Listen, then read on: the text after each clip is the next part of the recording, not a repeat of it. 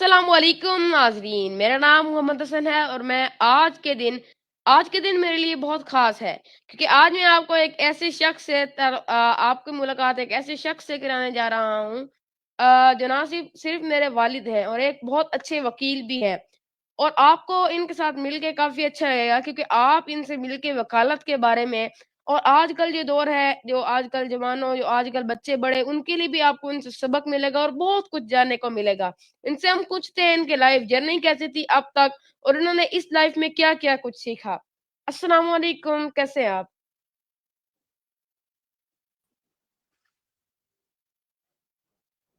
वालेकुम अस्सलाम।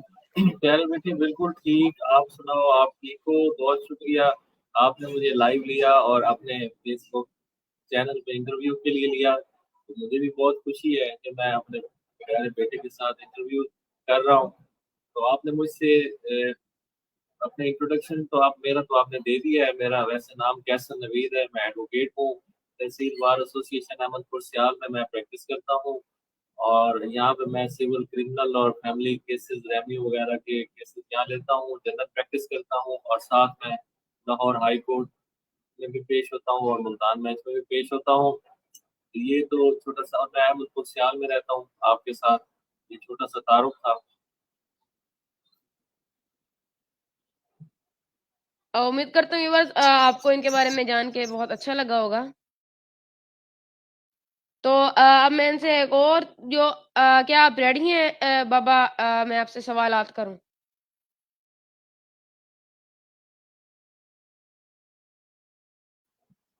जी बिल्कुल, मैं रेडी हूँ बेटा, आप सवाल कर सकते हो। जी, तो मेरा पहला सवाल ये है कि आपने वकालत का पेशा क्यों चुना? आप चाहते तो कुछ और भी चुन सकते थे, जैसा कि डॉक्टर और भी काफ़ी सारे शोबे हैं। आपने वकालत का ही पेशा क्यों चुना?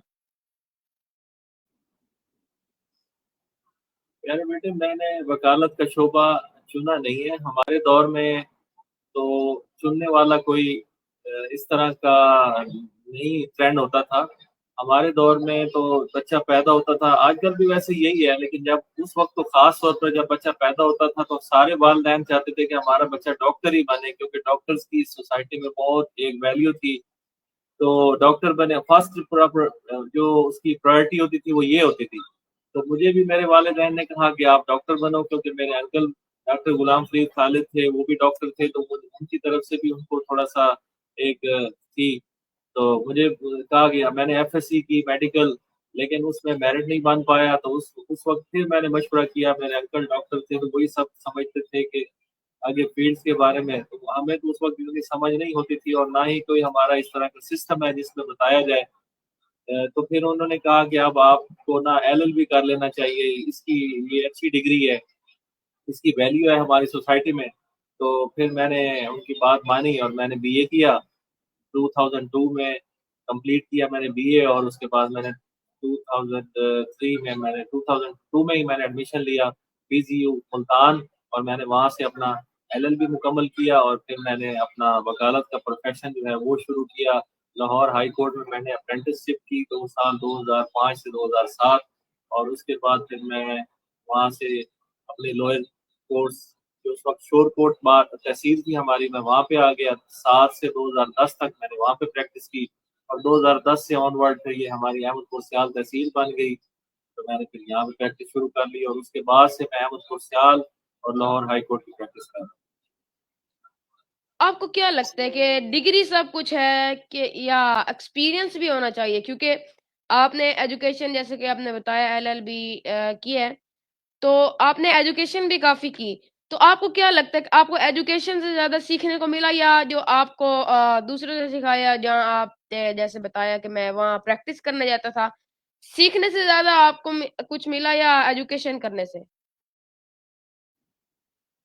बेटा, सिस्टम ऑफ एजुकेशन जो हमारा है उसमें हमें सिर्फ पढ़ाया जाता है, जबकि प्रोसीजर और प्रैक्टिस जो है वो नहीं बताई जाती। और हमें वकील, डॉक्टर, इंजीनियर वहां पर नहीं बनाया जाता। हमारा सिस्टम ऑफ एजुकेशन ऐसा ही है, वो हमें स्किल नहीं देता, स्किल्स नहीं देता, सिर्फ डिग्री देता है। तो डिग्री तो अपना जो उसकी रिक्वायरमेंट्स थी, उसके बाद ग्रेजुएशन और ग्रेजुएशन के बाद एलएलबी, वो तो وہ تو मैंने कर लिया, वहाँ से डिग्री मुझे मिल गई, लेकिन फिर भी जब मैं फील्ड में आया तो मुझे कुछ पता नहीं था कि एक लॉयर जो है उसकी क्या ड्यूटीज होती हैं और क्या उसकी जो प्रोफेशन है उसमें किस तरह की रिक्वायरमेंट्स होती हैं, तो मुझे बिल्कुल भी नहीं पता था।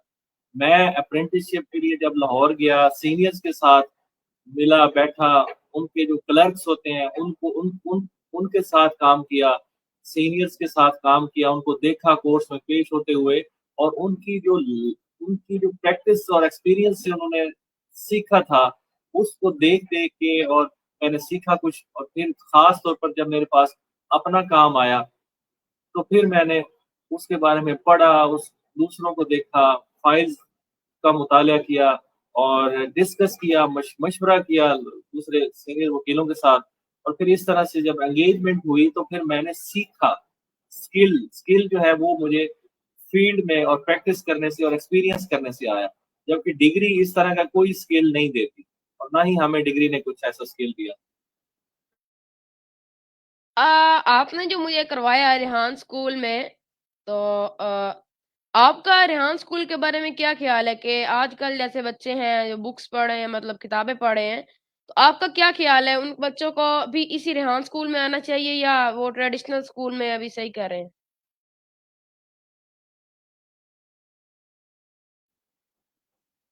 बेटा, मैं आपके बारे में, जैसे हर पेरेंट्स, हर वालिद एक क्यूरियस होता है कि बच्चों को उस फील्ड में लेके जाया जाए या उनको उस वो स्किल्स दिए जाएं जो उनके कल को काम आए या फिर वो उनको उससे फायदा हो। तो इस तरह मैं फेसबुक पे और मुख्तलिफ सोशल मीडिया पे एड्स वगैरह देखता रहता था। मेरी रिसर्च थी इस बारे में कि मैं इस पे रिसर्च करूं कि बच्चों को क्या करवाया जाए। तो एक दिन मेरी नज़र से एक फेसबुक पे एक ऐड गुजरा जिसमें रेहान अल्लाहवाला साहब हैं। वो कराची में उन्होंने एक डिजिटल लर्निंग स्कूल बनाया, तो उनकी वीडियो थी। तो मैंने जब उनको सुना तो उनकी मुझे पहली वीडियो ने बड़ा इम्प्रेस किया कि वो बता रहे थे कि हम अपने बच्चों को 1 साल पहले सिखाएँगे डिजिटल लर्निंग, और उसके बाद उनको हम 1 लाख तक कमाना है दूसरे साल में सिखा देंगे। मुझे थोड़ी-सी फिर क्यूरियोसिटी हुई, तो आगे मैंने उनकी और वीडियोज़ सुनी काफ़ी सारी, तो मुझे लगा कि ये तो एक फ़िलॉसफ़ी है जो वो बयान कर रहे हैं पूरी, और वो यही फ़िलॉसफ़ी थी क्योंकि वो एक इंटरनेशनल पर्सनैलिटी हैं और वो पूरे मुख्तलिफ मुल्कों में जाते हैं और उनका एजुकेशन सिस्टम देखते हैं और पाकिस्तान का भी देखते हैं, पाकिस्तान की सोसाइटी को भी वो ऑब्ज़र्व करते हैं और फ़ॉरेन सोसाइटी को भी ऑब्ज़र्व करते हैं। तो इस तरह उन्होंने उस एक्सपीरियंस के बाद अपना जो एक्सपेरिमेंटल एक स्कूल शुरू किया। फिर उसके बाद वो बड़ों के बाद बच्चों के ऊपर शुरू किया, तो बच्चे, और फिर मैंने उनकी वेबसाइट पे जाके या फिर दूसरी जो सोशल मीडिया पे जाके उनके जो बच्चे हैं, उनके बच्चों के फेसबुक या सोशल मीडिया अकाउंट है, उनको चेक किया। तो मुझे लगा कि वाक़ई ये बच्चों में कॉन्फिडेंस बिल्डिंग, बच्चों में जो लर्निंग है उनकी, लर्निंग फॉर अर्निंग और अर्निंग के तरीक़ाकार वो सिखा रहे हैं। और साथ-साथ वो एजुकेशन की डिग्रीज़ जो हैं या सर्टिफ़िकेट्स जो हैं वो भी बता रहे हैं कि ये छठी, 7वीं, 8वीं, 9वीं, 10वीं और मैट्रिक, इंटर जो पाकिस्तान में एक सिस्टम है, वो अगर ना भी हो, वो उसको ना भी किया जाए तो इंटरनेशनल यूके में या मुख्तलिफ कंट्रीज़ में ऐसी यूएसए में यूनिवर्सिटीज़ या कॉलेजेस हैं, जो आपको ऑनलाइन असेसमेंट करके वो आपको इक्विवेलेंट सर्टिफ़िकेट एफएससी और अपना मैट्रिक के दे देते हैं। सिर्फ़ आपके पास स्किल और नॉलेज होना चाहिए, और ये स्कूल बगैर बैग और बगैर बुक्स के आपको स्किल और जो एजुकेशन है वो दे रहा है। तो इस तरह से फिर मैं मुतमईन हुआ और आपको मैंने इसमें करवाया, और आगे उनके फ़ील्ड्स हैं जैसे उन्होंने कहा कि कोई ई-कॉमर्स करना चाहे, कोई यूट्यूब वाला के नाम से उनके फ़ील्ड्स हैं कि अपने आप को स्पेसिफ़ाई करे किसी फ़ील्ड में। तो वो उन्होंने जो स्पेसिफिक फ़ील्ड किए, उसमें तो मैंने आपको मजबूर नहीं किया कि आप किस फ़ील्ड में जाना चाहते हो। आपने खुद पहले शुरू में अपना एक सिलेक्ट किया था यूट्यूब वाला, तो उसके बाद फिर आपने कहा कि नहीं बाबा, मुझे ई-कॉमर्स में इंटरेस्ट है और मैं इंटरनेट पे बिज़नेस जो है वो उसको वो करना चाहता हूँ और उसके बारे में सीखना चाहता हूँ। तो मैंने कहा ओके, आप कर सकते हो, आप फ्री हो। फिर आपको मैंने कहा तो आपने अपना नाम ई-कॉमर्स वाला रखा, तो आप उसके बारे में आप सीख रहे हो और आप बहुत अच्छा काम कर रहे हो, और विद इन 2 मंथ जितना आपने यहाँ पर सीखा है, وہ شاید آپ نے ڈیفینس اسکول میں 7 سال میں بھی نہیں سیکھا اور سیکھ بھی نہیں پاتے اگر 7 سال اور بھی پڑھتے میرے خیال سے.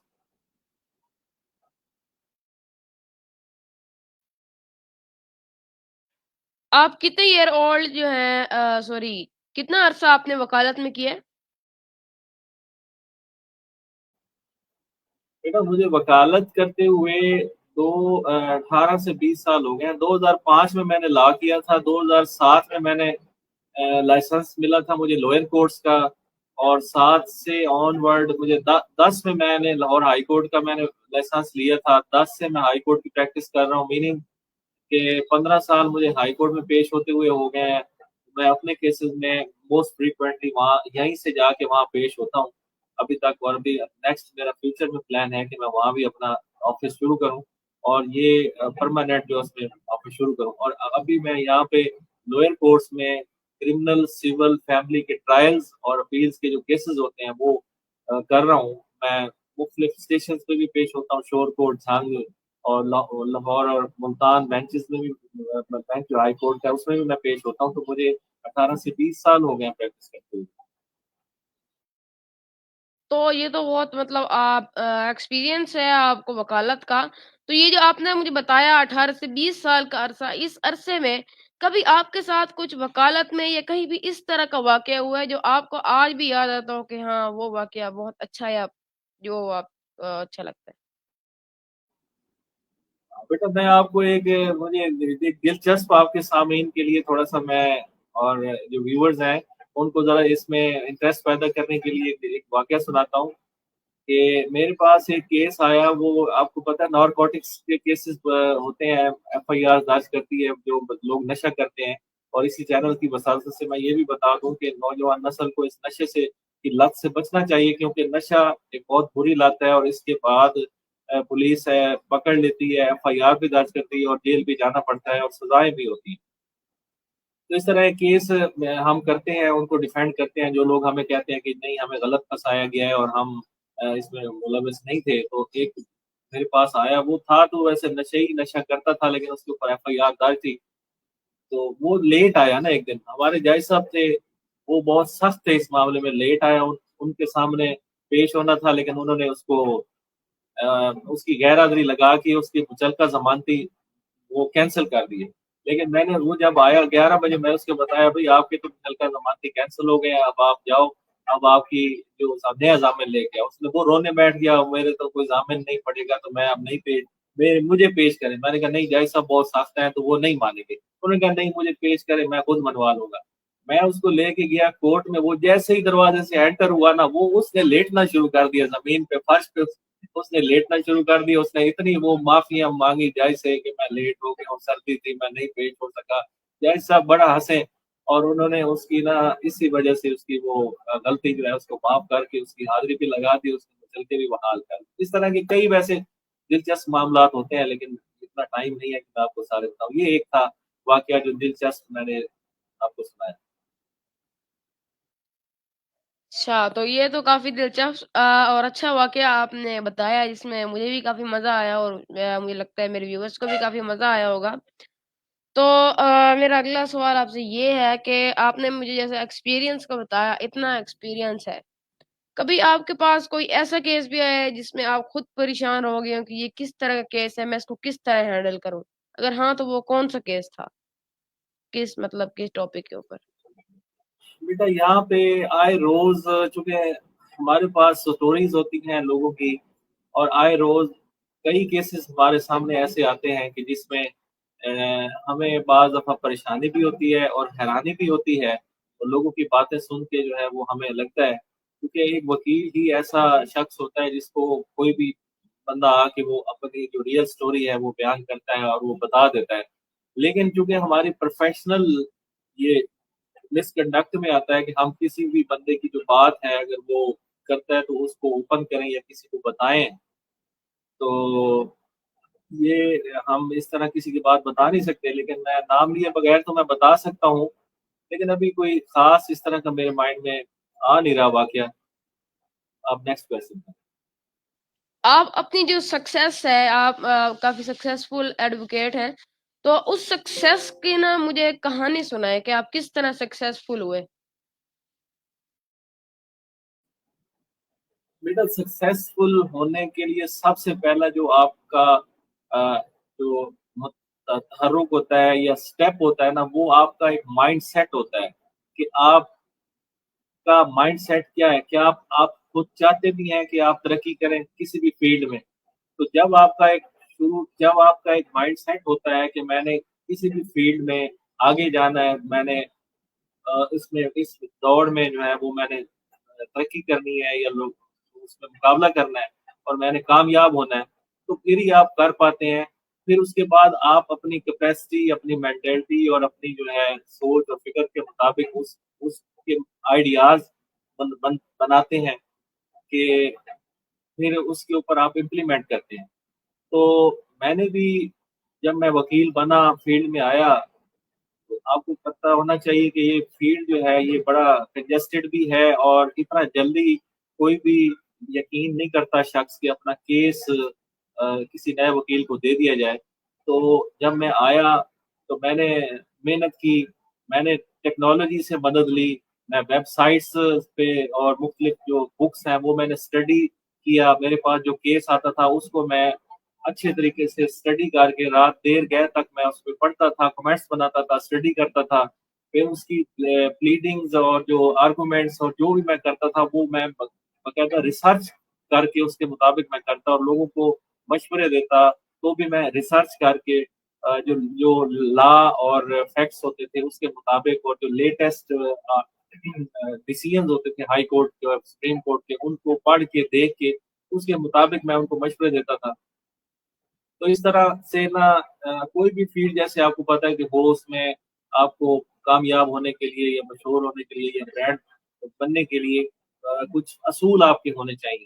تو یہ میرے اصول تھے کہ کوئی بھی اگر شخص میرے پاس آئے گا تو اس کو میں وہ مشورہ دوں گا جو بالکل پرفیکٹ، اور اس کو کوئی بھی شخص اس کے سپریم کورٹ تک جو فیصلہ ہوگا اس کا یہی ہوگا جو میں مشورہ اس کو دوں گا آلموسٹ. تو میری یہی کوشش رہی ہمیشہ کہ جو بھی میرے پاس آئے اس کو میں بالکل صحیح مشورہ دوں. اگر اس کا کوئی کیس بنتا ہے تو میں کروں، اگر نہیں بنتا تو پھر نہ کروں. اور جو بھی کیس لوں پھر اس کو محنت کے ساتھ کروں اور کامیاب کروا کے دکھاؤں لوگوں کو جن کا کیس میں لوں، اور پھر ان کو صحیح طریقے سے گائیڈ بھی کروں اور ایز آف جی ڈوئنگ بزنس بھی دوں کہ ان کو بالکل پریشان نہ ہونا. تو اس طرح سے میری جس طرح کی کیپیسٹی تھی اس میں میں نے اپنی کوشش کی. تو کامیابی، اب میں اپنی کامیابی خود تو نہیں کہہ سکتا کہ میں بہت کامیاب کوئی وکیل ہوں، لیکن یہ تو لوگ بتا سکتے ہیں، یہ میرے جو کسٹمر یا کلائنٹس ہیں وہ بتا سکتے ہیں. لیکن بہرحال اللہ کا شکر ہے کہ میں جہاں پہ بیٹھا ہوں وہاں میں اچھی خاصی میں انکم جی بھی کر بالکل، رہا آپ ہوں نے اور بہت میں اچھا بتایا. کام بھی کر رہا ہوں. جی آپ نے بہت اچھا بتایا کیونکہ کامیابی اگر آپ نے کرنی ہے تو اس کے لیے محنت تو کرنی پڑے گی نا. تو جو آج کل وکالت کے شعبے میں نئے طلباء حضرات آنا چاہتے ہیں تو ان کو آپ کیا سبق دیں گے؟ مطلب ان کو آپ کیا کہنا چاہیں گے، کس طرح ہے اسٹارٹ، کس طرح لیں وغیرہ؟